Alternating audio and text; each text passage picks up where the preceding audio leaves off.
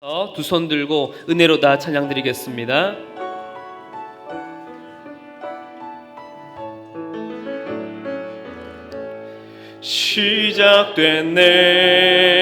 시작됐네. 우리 주님의 능력이 나의 삶을 다스리고 새롭게 하네. 자유하네. 죄와 사망으로부터 나의 삶은 변하고 난 충만하네. 은혜로다. 주의 은혜 한량없는 주의 은혜 은혜로다. 주의 은혜 변함없는 신실하신 주의 은혜. 손을 내리시고 사도신경으로 신앙 고백하겠습니다. 전능하사 천지를 만드신 하나님 아버지를 내가 믿사오며 그 외아들 우리 주 예수 그리스도를 믿사오니 이는 성령으로 잉태하사 동정녀 마리아에게 나시고 본디오 빌라도에게 고난을 받으사 십자가에 못 박혀 죽으시고 장사한 지 사흘 만에 죽은 자 가운데서 다시 살아나시며 하늘에 오르사 전능하신 하나님 우편에 앉아 계시다가 저리로서 산 자와 죽은 자를 심판하러 오시리라. 성령을 믿사오며 거룩한 공회와 성도가 서로 교통하는 것과 죄를 사하여 주시는 것과 몸이 다시 사는 것과 영원히 사는 것을 믿사옵나이다. 아멘. 찬송가 183장 함께 찬양 드리겠습니다.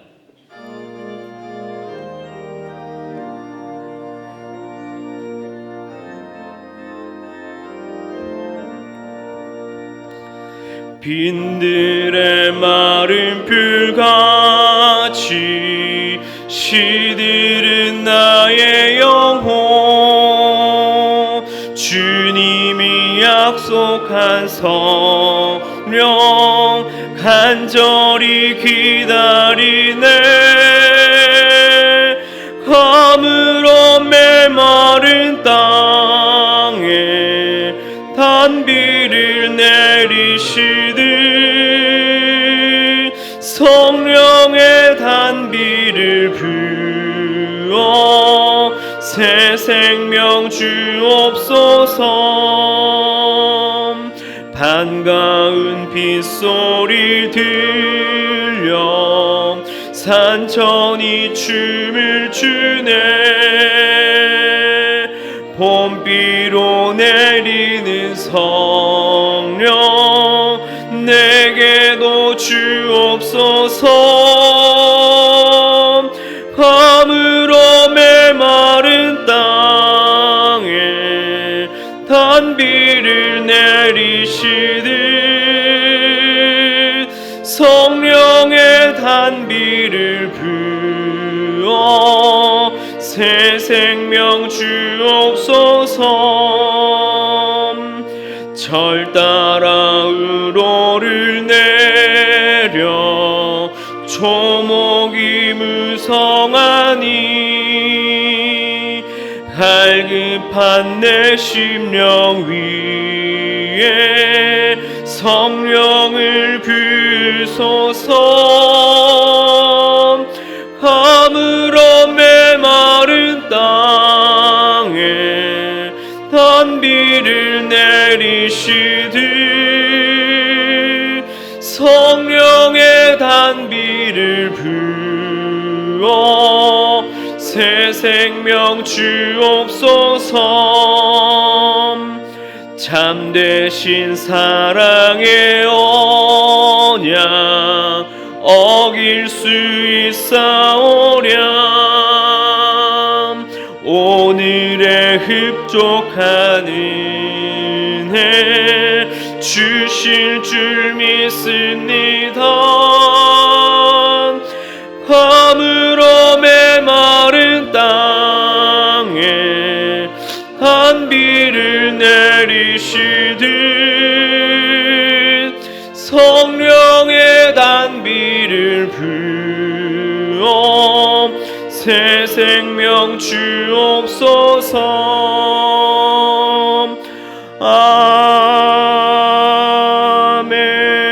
아멘.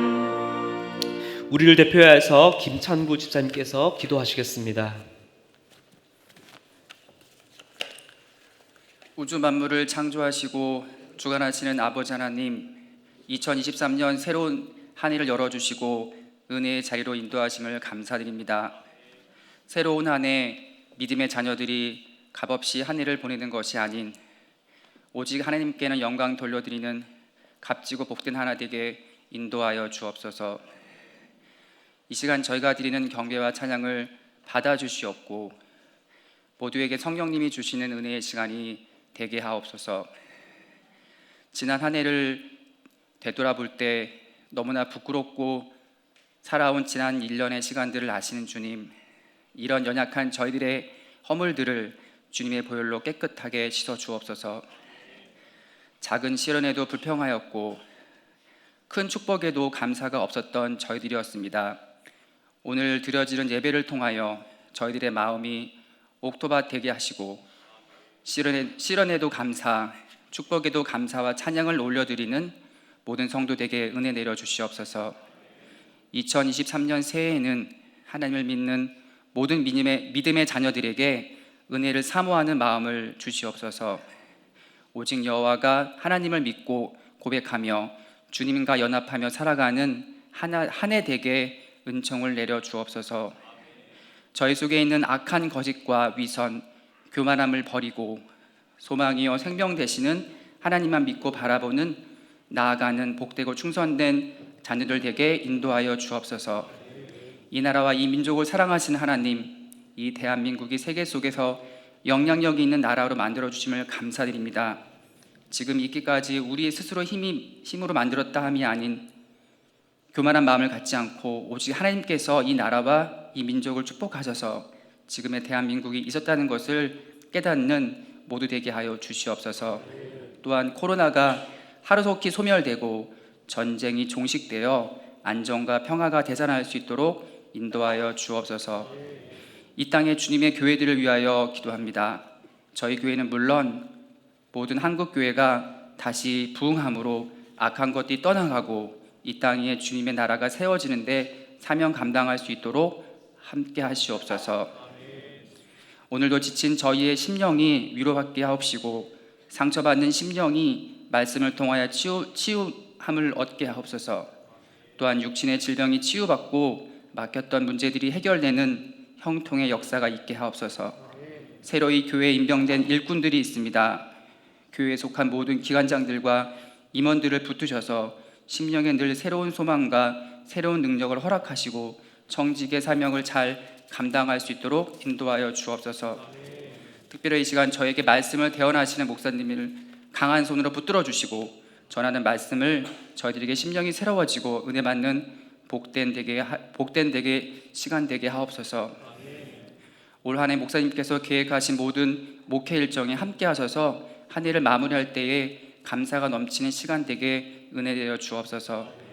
부목사님들을 비롯한 전 교육자 가정과 자녀들 위에도 위로와 평안을 내려 주옵소서. 거룩하고 은혜로운 예배가 되도록 돕는 찬양대를 기억하여 주옵시고 이들의 찬양이 하늘의 영광이요 성도들에게는 은혜의 시간이 되게 하옵소서. 2023년 한 해가 하나님께 나아가며 순종하며 감사와 찬양이 넘치는 한 해 되기를 원하옵고 예수님의 이름으로 기도드립니다.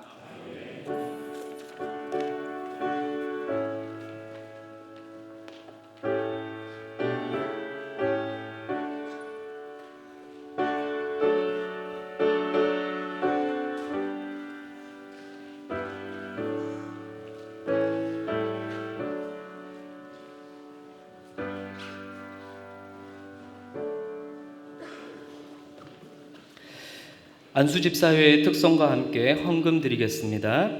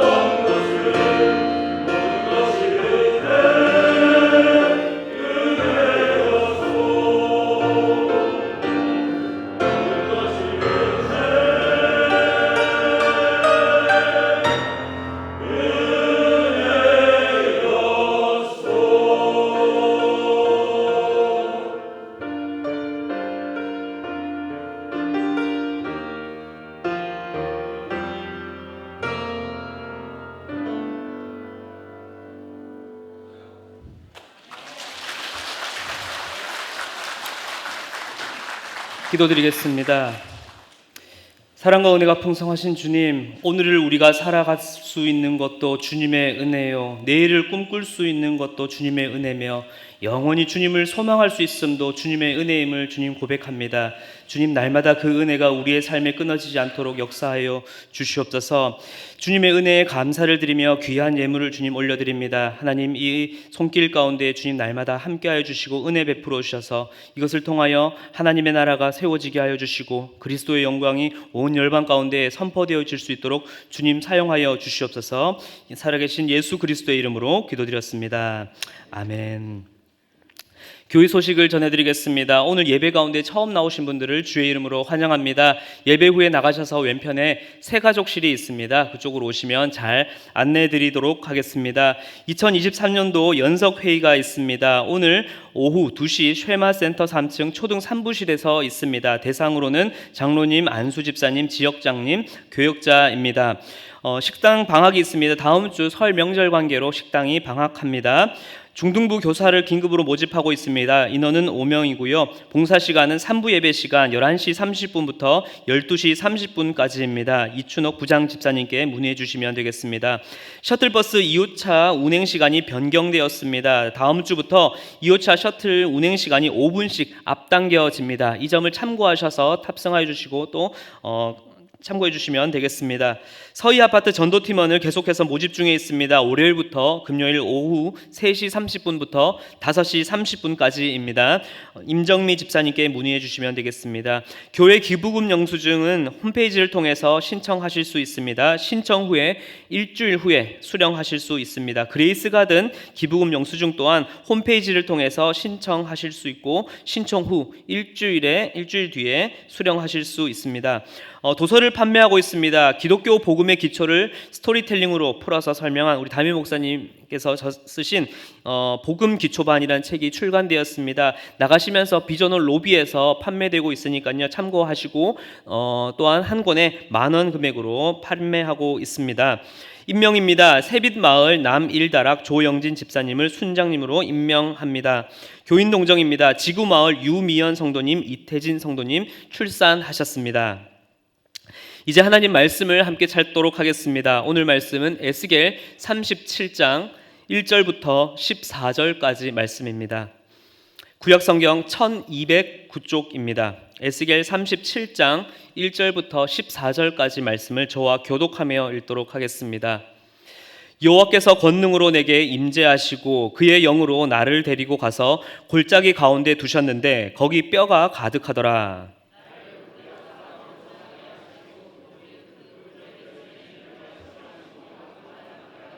그가 내게 이르시되 인자야 이 뼈들이 능히 살 수 있겠느냐 하시기로 내가 대답하되 주 여호와여 주께서 아시나이다.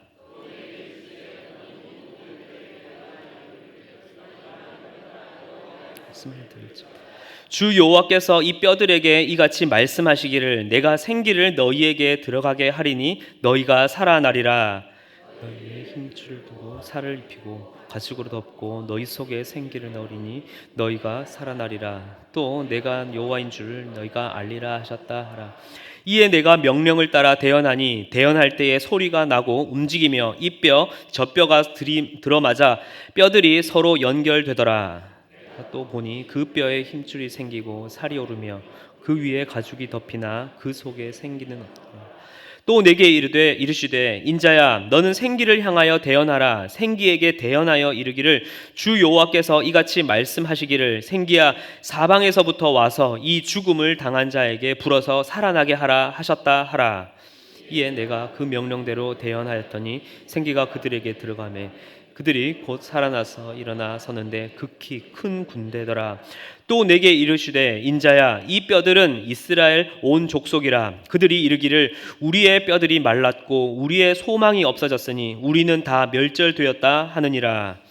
그러므로 너는 대언하여 이르기를 주 여호와께서 이같이 말씀하시기를 내 백성들아 내가 너희 무덤을 열고 너희로 나오게 하고 이스라엘 땅으로 들어가게 하리라. 내 백성들아 내가 너희 무덤을 열고 너희로 거기에서 나오게 한즉 너희는 내가 여호와인 줄을 알리라. 내가 또 내 영을 너희 속에 두어 너희가 살아나게 하고 내가 또 너희를 너희 고국 땅에 두리니 나 여호와가 이 일을 말하고 이룬 줄을 너희가 알리라.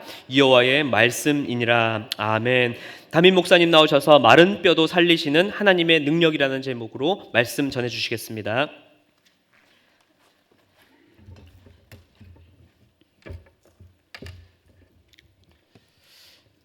백인들이 미국에 처음 정착할 때 우리가 흔히 인디언이라고 부르는 그 원주민들과 굉장히 마찰이 심했습니다. 때로는 막 한쪽 구석으로 몰아넣기도 하고 때로는 막 싸워서 죽이기도 하고 그랬습니다. 근데 그들이 인디언들의 힘을 빼기 위해서 한 가지 아주 좀 야비한 작전을 세웠는데 그게 뭔가 하면 들소를 죽이거나 다 한쪽으로 쫓아내 버리는 겁니다. 이게 무슨 얘기인가 하면 이 원주민들은 이 들소를 사냥해서 그걸로 주로 식량으로 많이 삼았고요. 특별히 들소는 특별히 남자들에게 굉장히 큰 의미가 있었는데 들소 사냥을 잘하면 그 동네에서 아주 영웅이 되는 거예요. 서로 아가씨들이 이 들소 사냥을 잘하는 이 남자랑 결혼하려고 하고 어떻게든 또 이 사람이 그 마을의 지도자가 되는. 그래서 들소는 요즘으로 치면 마치 명문대 합격 같은 아주 그런 중요한 역할을 하는 게 들소 사냥이었습니다. 그런데 그 들소를 싹 없애버리는 거예요. 그러니까 이 원주민들 사이에 어떤 일이 일어났나 하면 내가 막 뭔가를 해가지고 성취해야 되는데 성취할 수 있는 게 없어져 버린 거예요.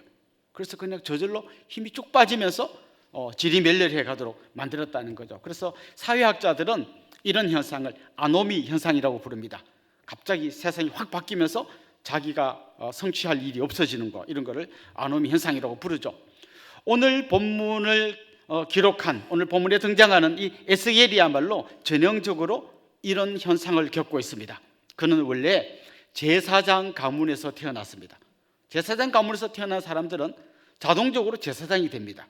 만 30세가 되면 제사장이 되어서 성전에 들어가서 수종 들고 하나님께 제사 지내는 아주 소중한 일을 하게 되어 있었습니다. 그런데 이웃나라 바벨론이 침공해 와가지고 이스라엘 백성들, 그 당시 남유다 백성들을 잡아가기 시작했습니다. 크게 3번 침공했는데요, 이 에스겔은 2번째 침공 때 포로로 바벨론에 붙들려 갔습니다.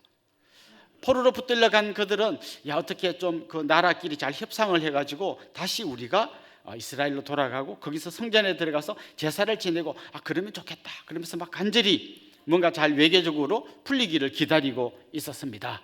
그런데 안타깝게도 한 10년 후에 다시 3번째 바벨론이 남유다를 침공했는데 그때는 그냥 침공만 한 게 아니라 나라를 완전히 무너뜨려 버렸습니다. 나라가 망해버렸습니다. 나라가 망하면서 성전도 다 불타버렸습니다. 에스겔의 꿈이 뭡니까? 성전에 돌아가서 제사장으로서의 사명을 감당하는 겁니다. 그런데 나라도 망해서 돌아갈 나라도 없죠. 돌아가도 성전이 다 불타버리고 자기가 일할 터전이 없어져 버렸습니다. 한마디로 완전히 절망 가운데 빠졌습니다. 아노미 현상을 겪고 있었겠죠. 그런데 그런 에스겔에게 하나님께서 환상을 보여주셨습니다. 그가 본 첫 번째 환상은 이런 겁니다. 하나님께서 하나님의 보좌에 앉아 계신 게 아니라 불전차를 타고 온 세상을 종횡무진 누비고 계시는 겁니다. 다시 말해서 나라는 망했지만 그렇다고 하나님이 뭔가 타격을 받은 게 아니라 하나님은 오히려 불전차로 표현되는 강력한 능력을 가지고 온 세상을 통치하고 종횡무진 다니고 계셨다는 것입니다. 그 환상을 본 이후에 에스겔이 용기를 얻어서 이제 말씀을 전하기 시작합니다. 때로는 엄청난 경고의 말씀을 전하기도 하고 때로는 하나님 주신 놀라운 위로와 회복의 말씀을 전하기도 했습니다. 오늘 우리가 읽은 이 본문 말씀은 위로와 회복의 말씀입니다. 사실 오늘 이 말씀은 오래전 그 이스라엘 백성들에게 준 용기를 준 말씀이기도 하지만 이 시대를 살아가는 우리에게도 너무나 소중하게 하나님께서 전해주는 말씀임을 기억하면 좋겠습니다. 오늘 본문에는 처음에는 굉장히 처참한 장면이 나옵니다. 골짜기에 뼈가 가득했다. 이렇게 말로 하면 그런가 보다 하지만 만약 여러분이 그런 현장에 갔다면 막 사방에 해골 바가지가 굴러다니고 그 뼈다귀들이 막 널려 있었다면 여러분은 굉장히 충격을 받았을 겁니다. 그런데 잘 보면 이 뼈들이 그냥 뼈가 아니라 아주 말라 비틀어진 뼈예요. 그냥 이제는 뭐 아무 소망도 없는 그런 뼈다귀들이 굴러다니고 있는 거죠. 만약 여러분이 누군가 길에서 쓰러진 걸 봤다면 아마 좀 용기 있는 또 의로운 사람이라면 달려가서 막 인공호흡을 해가지고 이 사람을 살리려고 할 거예요. 근데 그냥 죽은 사람이 아니라, 쓰러진 사람이 아니라 죽었다, 그냥 죽은 정도가 아니라 시신이 다 썩었다, 썩은 정도가 아니라 이제는 다 말라 비틀어졌다. 그렇다면 이 사람을 살리려고 생각하는 사람은 아무도 없을 거예요. 이제 끝장났구나. 특별히 그 당시 이 이스라엘 사람들의 생각에서 잘 돌아가신 다음에 무덤에 안장되지 못하고 길거리에 뼈가 이렇게 막 널브러져 있다는 것은 굉장히 그 사람을 저주받은 사람이라고 생각했어요. 이렇게 막 골짜기 전체에 뼈가 널브러져 있다는 건 무슨 의미일까요? 전쟁하다가 이 많은 사람들이 그냥 죽은 거예요. 근데 아무도 이 사람들의 시신을 수습해 주지 않아 가지고 그냥 공중에 새가 와서 막 그 시신을 뜯어먹고 또 들짐승들이 와서 시신을 다 뜯어먹고 그다음 그 남은 시신은 막 비가 오고 덥고 하면서 썩고 그것까지 다 없어지고 난 다음에 이제 말라 비틀어진 그 뼈가 있는 걸 봤을 때 그건 정말 저주받고 완전히 망해버린 사람들을 보여주는 하나의 너무나 선명한 그림이었던 거죠. 특별히 에스겔은 제사장이었기 때문에 시신에 대한 어떤 규율이 엄격했습니다. 제사장들은 절대로 시신을 만지면 안 됐습니다. 설사 자기 부모님이 돌아가셔도 제사장들은 그 시신을 만지지 못하게 했습니다. 그런 교육을 어릴 때부터 받았는데 거기에 막 뼈다귀가 널려있고 그 한복판에 그가 서 있었다는 것은 굉장한 충격을 받았을 거예요. 그런데 결국 하나님이 알려주시는 게 뭡니까? 이게 지금 이스라엘의 현재 상태다라는 겁니다. 맞습니다. 이스라엘은 정말 망해도 완전 망해버렸습니다. 마지막 왕이었던 시드기야는 자기가 보는 앞에서 자기 아들이 다 처형당하는 걸 다 지켜봐야 했습니다. 그걸 다 보고 난 다음에는 두 눈이 뽑혔습니다. 그렇게 바벨론으로 끌려가서 거기서 죽임을 당했습니다. 나라는 망했고 성벽은 무너졌고 성전은 불타버렸습니다. 좀 똑똑한 사람들은 포로로 다 잡혀갔고 이제 소망이라고는 전혀 없는 그야말로 완전하게 망해버린 이스라엘의 모습이 바로 말라 비틀어진 그 마른 뼈다귀의 모습이었던 거죠.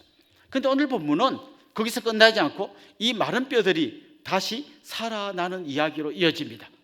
그냥 살아나는 게 아니라 살아나서 큰 군대가 됩니다.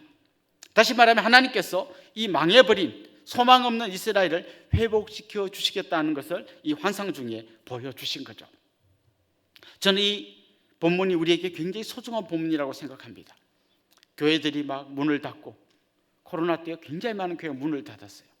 또 사회에 나가면 사람들이 교회를 향해서 하는 말들이 좋은 말들이 없습니다. 막 악담을 하고 삿대질하고 손가락질하고 비난하고 그러면서 우리 젊은이들이 교회를 떠나고 이러다가 이제 뭐 한 20년 지나면 교회가 완전히 망하는 거 아닌가.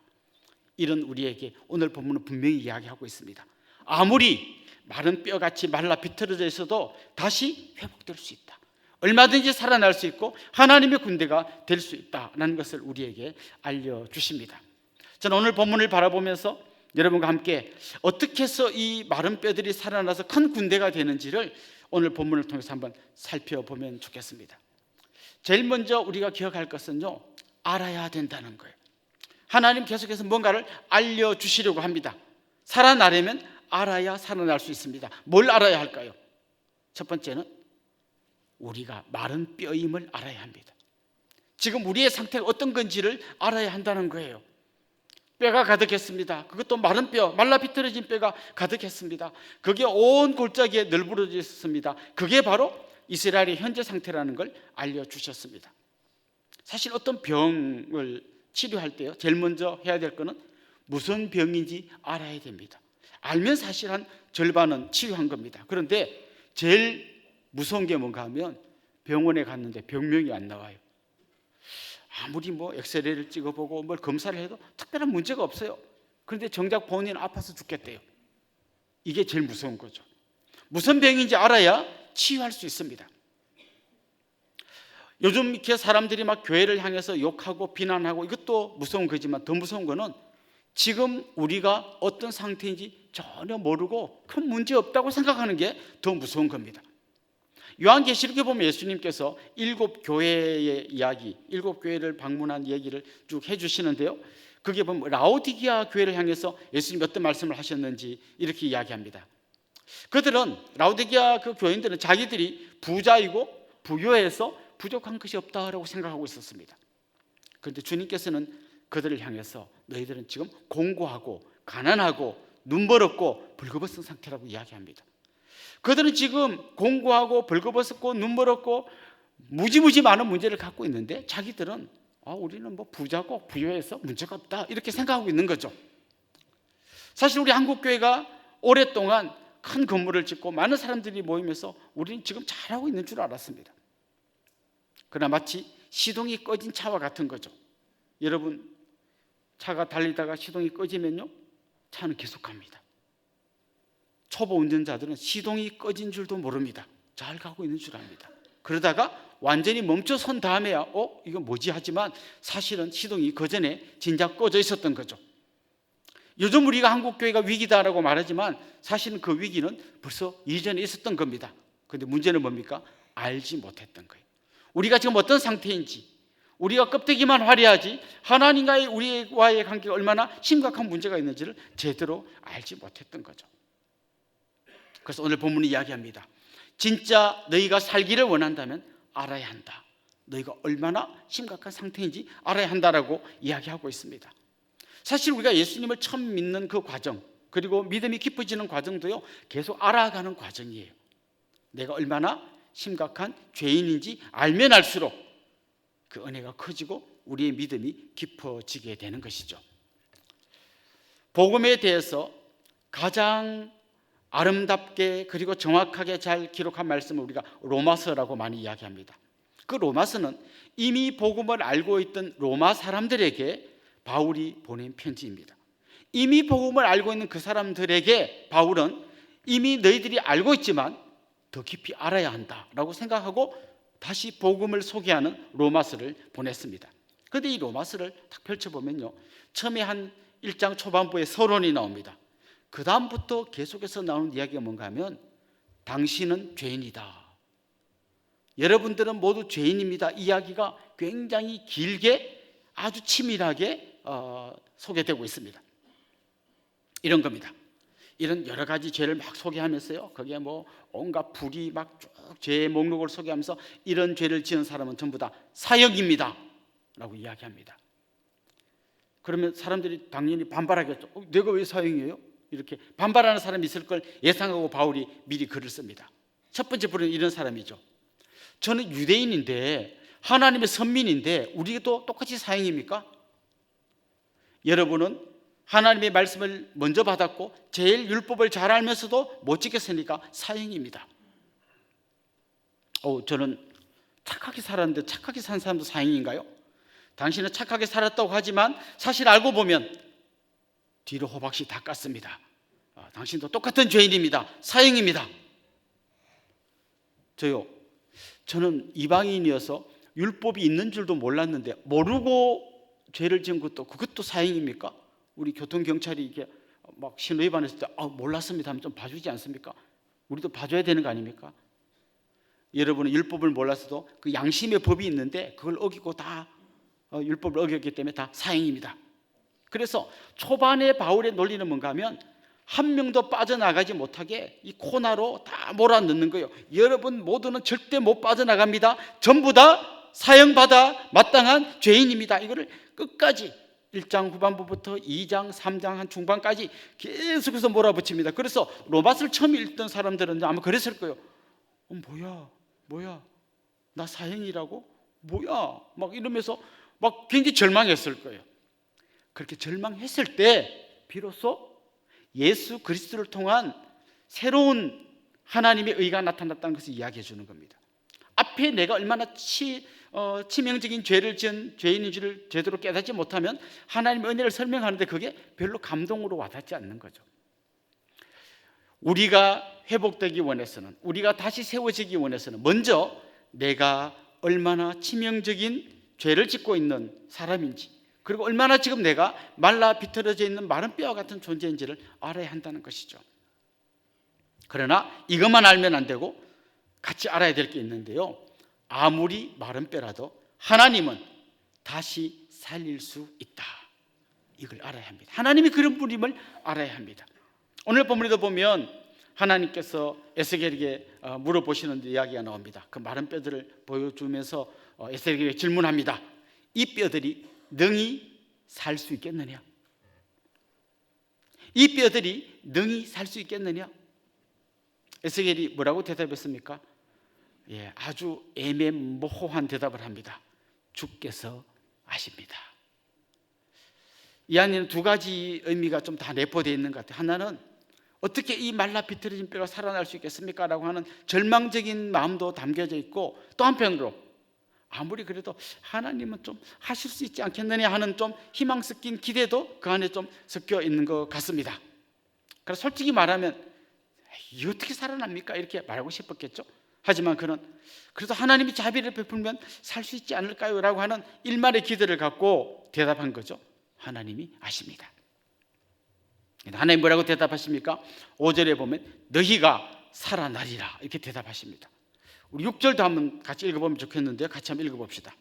너희 위에 힘줄을 두고 살을 입히고 가죽으로 덮고 너희 속에 생기를 넣으리니 너희가 살아나리라. 또 내가 여호와인 줄 너희가 알리라. 거기 여러분 약간 다른 색깔로 표시된 걸 한번 보십시오. 이게 두 가지 중요한 단어가 나오는데, 하나는 살아나리라 라는 거고, 그 다음에는 너희가 알리라. 하나님이 이렇게 살리는 분임을 너희가 알 거다라는 걸 이야기합니다. 여러분 알아야 됩니다. 우리가 얼마나 치명적인 죄인인지, 그리고 얼마나 말라 비틀어진 소망 없는 존재인지를 알아야 하지만 동시에 뭘 알아야 합니까? 하나님은 이런 우리를 살리시는 분임을 알아야 합니다. 13절에도 이렇게 말합니다. 내 백성들아, 내가 너희 무덤을 열고 너희로 거기서 나오게 한즉 너희는 내가 여호와인 줄을 알리라 라고 이야기합니다. 하나님은 우리의 생사화복을 주관하시는 분이십니다. 하나님께서 작정하시면 아무리 소망 없는 사람이라도 일으킬 수 있습니다. 우리 가정은 완전히 망했고 이제는 그냥 완전 콩가루 집안 되고 아무 소망이 없습니다. 하나님이 개입하시면 여러분의 가정이 회복될 수 있습니다. 우리 한국교회 이제 완전히 다 무너진 것 같습니다. 하나님이 역사하시면 다시 살아날 수 있습니다.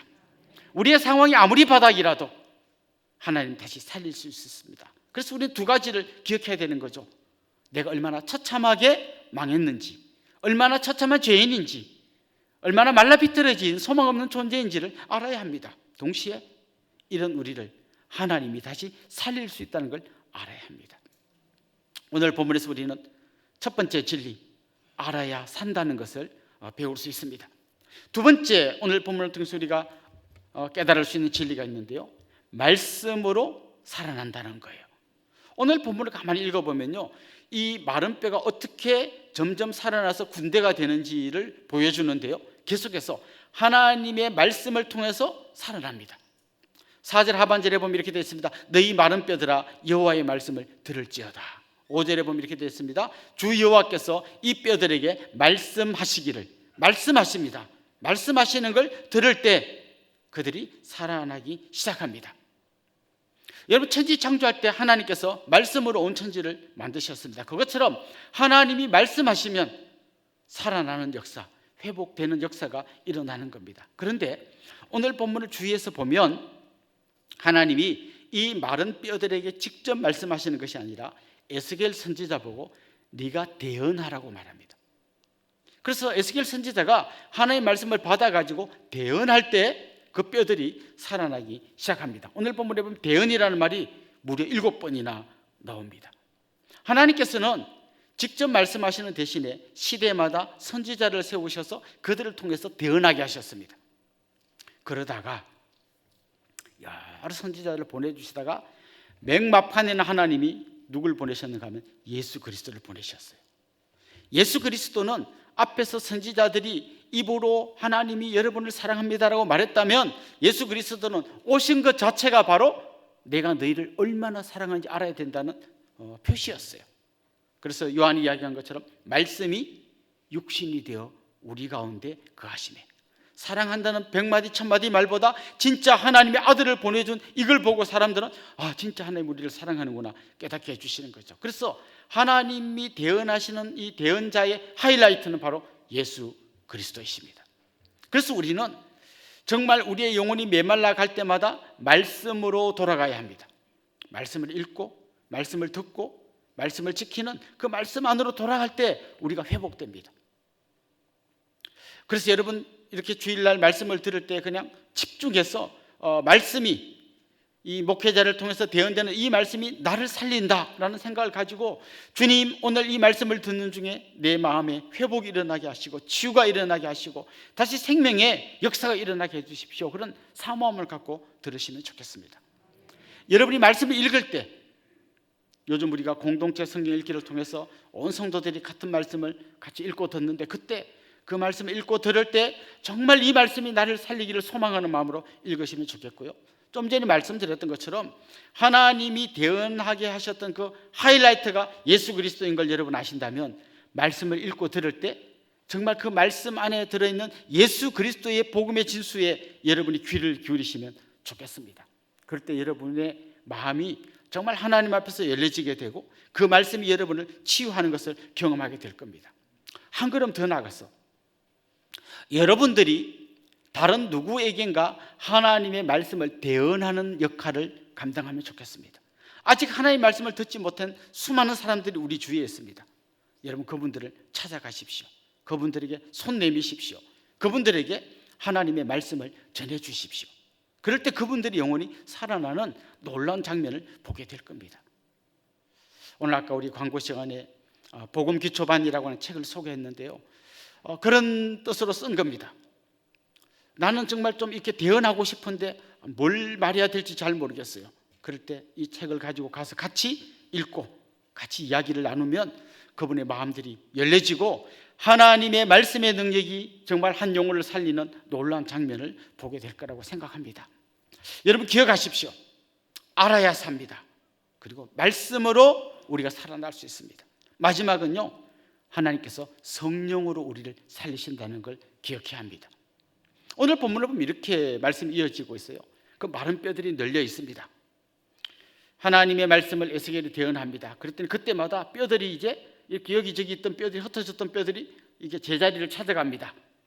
머리 부분이 있으면 또 팔이 붓고 그 밑에 또 이 흉부가 붓고 이렇게 해서 이제 아마 여러분이 과학 시간에 본 그 인체 뼈 모형 같은 그런 모습이 되었겠죠. 또 대언하니까 그게 살이 붙고 나중에 뭐 힘줄이 생기고 그 위에 이제 피부가 덮입니다. 이제 거의 사람같이 되었습니다. 근데 아직까지는 살아나지 못했습니다. 그때 마지막으로 하나님 뭐라고 이야기하는가 하면 생기에게 명령해서 이 생기가 이 안으로 들어가게 하라고 이야기합니다. 생기. 여러분 이 생기가 어디서 본 것 같은 기억이 나지 않습니까? 하나님께서 처음에 흙으로 사람을 만든 다음에 생기를 불어넣으니까 비로소 그때 생명이 되었다, 이렇게 이야기합니다. 이 생기가 뭘까? 영어 성경에는 스피릿이라고 되어 있습니다. 그리고 오늘 본문 그 뒷부분에 넘어가 보면 하나님의 영이라는 표현이 나옵니다. 14절에 내가 또 내 영을 너희 속에 두어 너희로 살게 하고, 이런 표현이 나옵니다. 다시 말하면 이 생기는 뭔가 하면 하나님의 영, 성령입니다. 사실 교회가 제대로 돌아가려면요, 어떤 행정적인 여러 절차들이 필요합니다. 그런데 행정적인 절차는 이런 거예요. 머리가 있어야 될 곳에 머리를 놓고, 팔이 있어야 될 곳에 팔을 놓고, 다리가 있어야 될 곳에 다리를 놓는 게 행정적인 절차라고 설명드린다면 이걸로는 교회가 교회되지 못합니다. 여기에 성령의 놀라운 임재가 있어야 합니다. 그때 비로소 교회는 생명력 있는 교회로 바뀌게 되는 거예요. 우리도 마찬가지입니다. 우리가 예수님을 믿을 때 성령으로 하지 않고는 누구도 예수님을 주로 고백할 수 없습니다. 우리 예수님을 믿는다는 건 우리 안에 다 성령님이 계시다는 증거입니다. 그런데 사도행전에 보면 이미 예수님을 믿고 그 예수님의 부활을 체험한 그 제자들에게 오순절날 성령이 강권적으로 임재하시는 말씀이 나옵니다. 그때 그렇게 나약하고 예수님 잡힐 때 두려워서 도망갔던 제자들이 이제는 두려움 없이 복음을 전하기 시작합니다. 성령이 강력하게 임할 때 그들이 선포하는 말씀, 어부 생활하고 그렇게 뭐 뛰어난 지능을 가진 사람 같고 지식이 많은 사람 같지 않은 베드로가 설교할 때 5,000명씩 3,000명씩 회개하는 놀라운 역사가 일어납니다. 언제요? 성령의 놀라운 능력을 경험한 이후에. 그렇습니다. 우리가 진짜 주님의 사람으로서 능력 있는 하나님의 군대가 되기를 원한다면 그건 우리의 힘으로 되지 않습니다. 우리의 결심과 노력으로 되지 않습니다. 여기에 놀라운 성령의 임재가 있어야 합니다. 그래서 여러분 기도할 때 성령께서 강권적으로 임재하여 주셔서 우리에게 용기를 주시고 힘을 주시고 믿음을 다해 주시고 능력을 다해 주시고 우리 입을 열어서 담대하게 복음을 전할 수 있게 해주십시오. 그렇게 기도할 수 있기를 원합니다. 오늘 본문은 사실은 그 죽음 가운데 있는 사람들, 무덤에 있는 사람을 마치 끄집어내서 부활시키는 같은 그런 장면이라고 오늘 본문이 이야기합니다. 성도의 삶이 그런 겁니다. 우리는 원래 완전히 죽었던 사람입니다. 그러나 예수 그리스도께서 오시고 성령을 보내주실 때 우리가 다시 살아나는 것이죠. 그것을 바울은 로마서 8장 11절에서 이렇게 말합니다.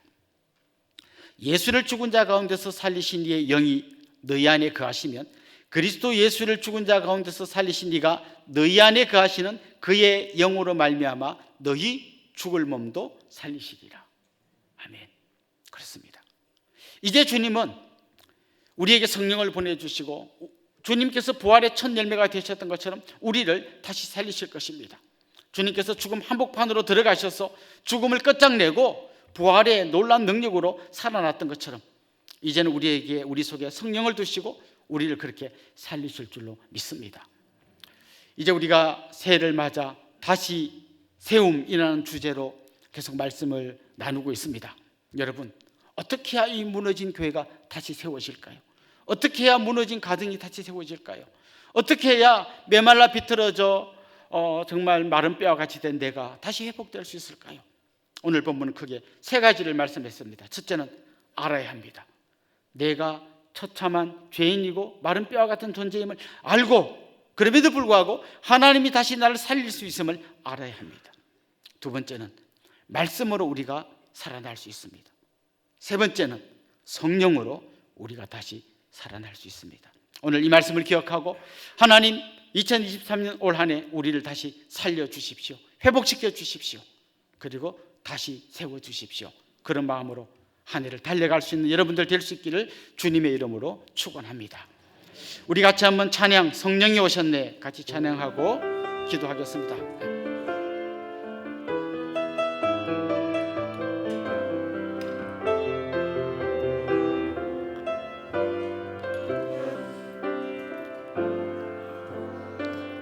무한 시절 지날 때 깊은 한숨 내쉴 때 그런 풍경 보시며 단식하는 분이 있네. 고와 같이 너희를 버려두지 않으리. 내가 너희와 영원히 함께하리라. 억눌린 자, 갇힌 자, 억눌린 자, 갇힌 자, 자유함이 없는 자, 피난처가 되시는 성령님 오시네. 주의 영이 계신 곳에 참 자유가 있다네. 진리의 영이신 성령이 오셨네. 성령이 오셨네. 성령이 오셨네. 내 주에 보내신 성령이 오셨네. 우리 인생 가운데 친히 찾아오셔서 그 나라 꿈꾸게 하시네. 한 번 더 고백합시다. 성령이 오셨네. 성령이 오셨네. 성령이 오셨네. 내 주에 보내신 성령이 오셨네. 우리 인생 가운데 친히 찾아오셔서 그 나라 꿈꾸게 하시네.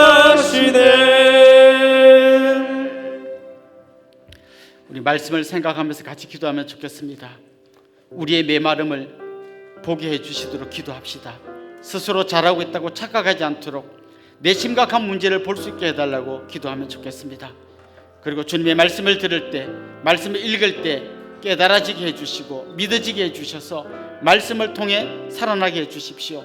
더 나아가 저를 말씀의 대언자로 세우셔서 죽어가는 영혼들에게 말씀을 전하게 해주십시오.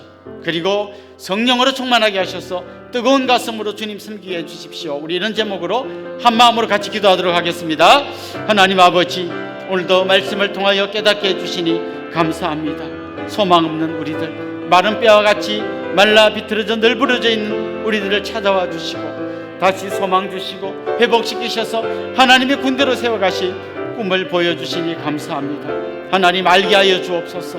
내가 얼마나 치명적인 죄인이고 얼마나 연약하고 부족하고 메말라 있는지 알게 하여 주옵소서. 동시에 이런 우리를 살리시는 하나님의 능력을 믿음으로 고백하며 그 하나님께 우리의 전부를 맡기며 살아갈 수 있는 저희들이 되게 하여 주옵소서. 내가 스스로 잘하고 있다고 착각하지 않게 하여 주시고 얼마나 주님의 은혜가 아니면 치명적인 죄인인지 깨달아 알게 하여 주옵소서. 이런 우리를 위하여 주신 하나님의 말씀을 듣고 깨닫고 믿고 순종하며 나가는 저희들 되게 하여 주시고 이 말씀의 하이라이트인 예수 그리스도를 믿음으로 고백하는 진정한 하나님의 사람이 되게 하여 주옵소서. 특별히 하나님 우리를 대언자로 세우셔서 아직도 하나님의 말씀 듣지 못하고 방황하는 수많은 영혼들에게 하나님의 말씀을 전하는 진정한 주님의 사람이 되게 하여 주옵소서. 이제 성령을 우리에게 보내주시옵소서. 하나님, 그래서 뜨거운 가슴으로 하나님을 섬기게 하여 주시고 다시 회복되어지는 놀라운 역사가 일어나게 하여 주시옵소서. 하나님 아버지, 말씀의 거울 앞에 서서 우리를 보게 하여 주옵소서. 우리가 얼마나 치명적인 죄인이고 얼마나 말라 비틀어져 있는 마른 뼈와 같은 존재인지 알게 하여 주옵소서. 동시에 이런 우리를 다시 살리시는 하나님의 능력을 믿음으로 고백하게 하여 주옵소서. 하나님 말씀을 들을 때, 말씀을 읽을 때 깨달아지게 하여 주시고 믿어지게 하여 주시고 말씀이 우리를 살리는 것을 경험하게 하여 주옵소서. 주님, 성령으로 충만하게 하여 주셔서 정말 뜨거운 가슴으로 주님 섬기게 하여 주옵소서. 성령을 통하여 주님의 놀라운 은혜를 다시 깨닫게 하여 주시고 성령께서 말씀하시는 대로 순종하며 살아가는 귀하고 복된 믿음의 사람들로 든든히 세워 주시옵소서. 감사하고 예수님의 이름으로 기도드리옵나이다. 아멘. 저를 잠깐 주목해 주시면 좋겠습니다. 우리 같이 축하하고 축복하면 좋겠는데요. 지난주가 자기 생일이었던 분 한번 손 들어볼까요? 용기를 내서 손 들고 한번 일어나 봅시다. 일어나 보세요. 예, 감사합니다. 또요, 결혼 기념일이었던 분, 그런 분도 한번 손 들고 일어나 봅시다.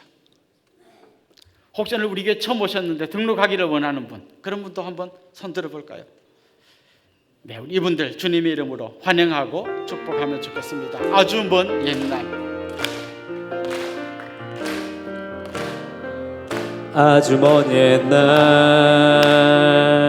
하늘에서는 당신을 향한 계획이 있었죠.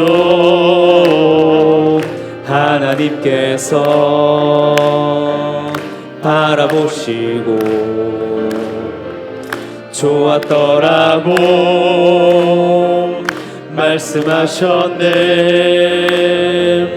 이 세상 그 무엇보다 귀하게 나의 손으로 창조하였노라.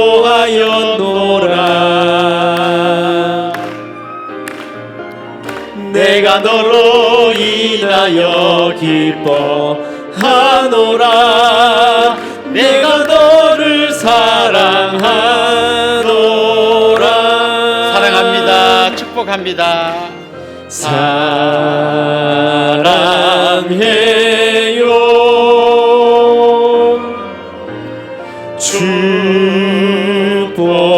축복해요.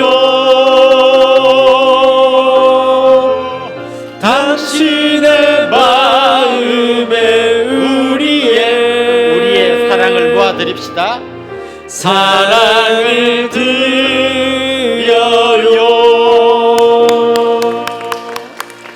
사랑합니다. 축복합니다. 축복합니다.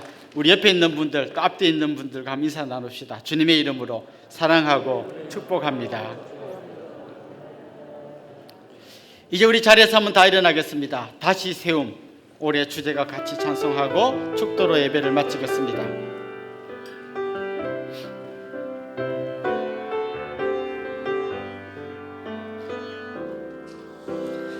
내게 주신 생명 전할 때 열매 맺게 하시고 우리에게 주신 사랑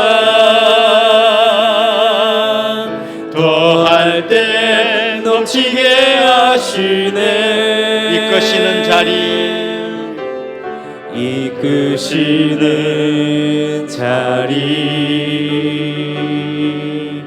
설 때에 하나님 일하시니 내 안에 기쁨 충만하리라. 우리 안에 성령 충만하리라. 우리 함께 다시 세워가리.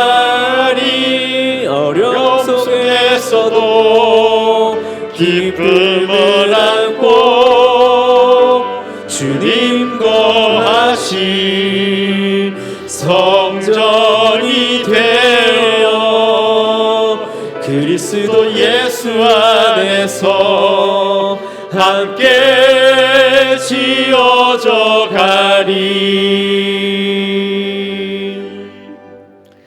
우리 주 예수 그리스도의 은혜와 하나님 우리 아버지의 극진하신 사랑과 성령님의 감화 감동 위로 교통 충만하심이 사랑하는 주님의 백성들과 그 가정 위에 이제로부터 영원토록 함께 있을지어다. 아멘.